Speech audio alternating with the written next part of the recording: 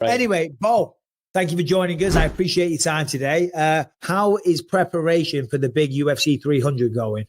Prep's been great. I feel awesome. I think that it's been, obviously a long time since I was able to compete last. And I think that's been a really good thing for me, just to continue to grow and develop and mature as a mixed martial artist. And, just with everything happening as fast as it has, that time has been really, really beneficial for me. So I feel so for me, it's always back to the fundamentals. And that was actually something for me that I had to relearn getting into collegiate wrestling.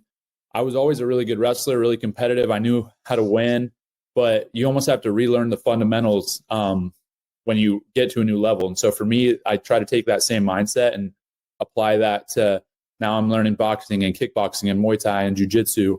And then it's my job to take all those fundamentals and all that solid technique and figure out how to blend it and combine it to make it work for me in a mixed martial arts fight, right? Because at the same time, while it's good to know those fundamentals and the basics, it's still MMA. Yeah, no, for sure. The fundamentals, they're often so overlooked because people want to do the spinning wheel kicks. They want to do a flying knee. They want to do these big outlandish, show stealing moments or moves. I feel really relaxed and really calm. And I think that, while I've only had 5 fights, I think that just is through thousands of wrestling matches and, competing. Something that's really cool, the NCAA wrestling tournaments this weekend. And, so I'm kind of watching on television and stuff. And these guys are going to wrestle, the guys who win are going to wrestle 5 matches in front of 30,000 people across 3 days. So, that's to me more than enough preparation to keep a cool head in an MMA fight. And it is more pressure and it is more intense, MMA for sure.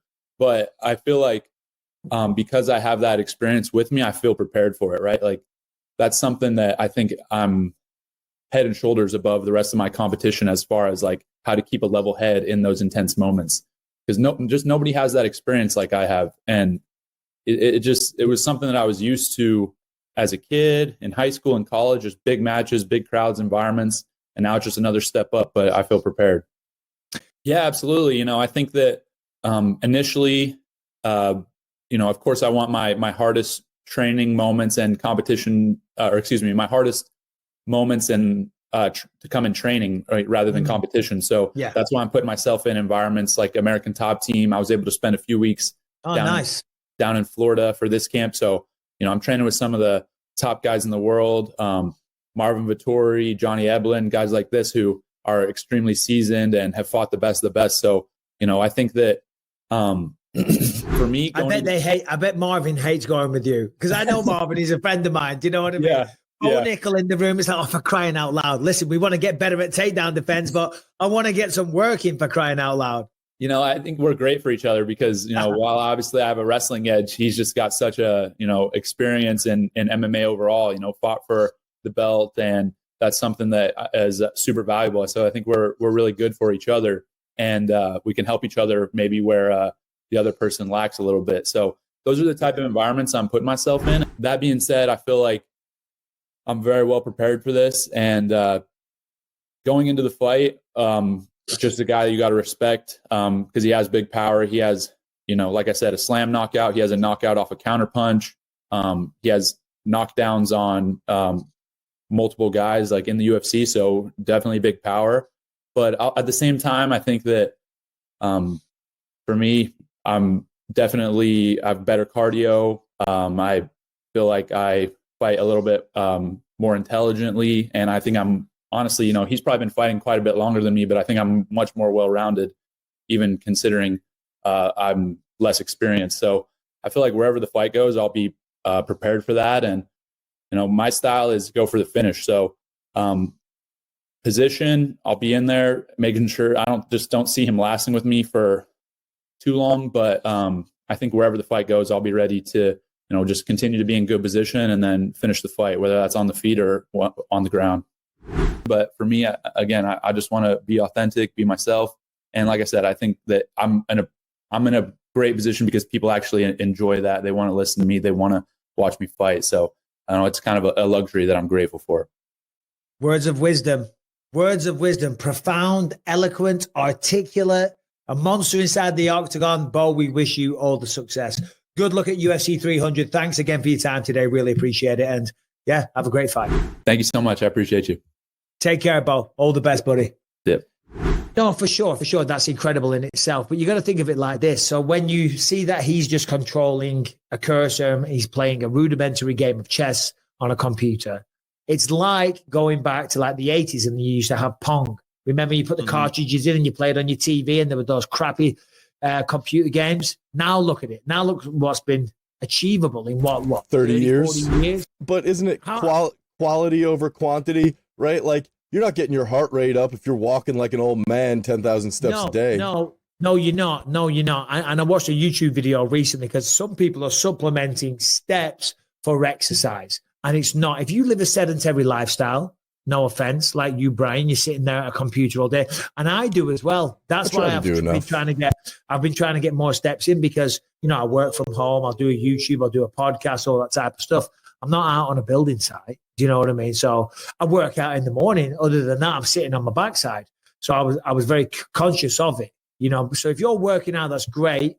And if you want to walk, fantastic. But the walk and getting the steps doesn't replace exercise. You've got to lift weights. You've got to put the body through stress to get the benefits of it. You've got to build muscles. You got to build your cardiovascular system. You got to release the endorphins. Walking baby steps won't do that. Fair play. Listen, Jamahal's amazing.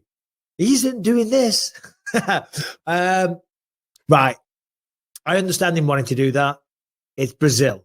He wants to go back. He wants to headline a pay-per-view in his home country. That's one of the best feelings as a champion. You know what I mean? When you can take the belt home, defend it in front of your people, it's an incredible feeling. I was lucky enough to do that, and I'll never forget it. But they always say in sports or combat sports, you can't look past your opponent.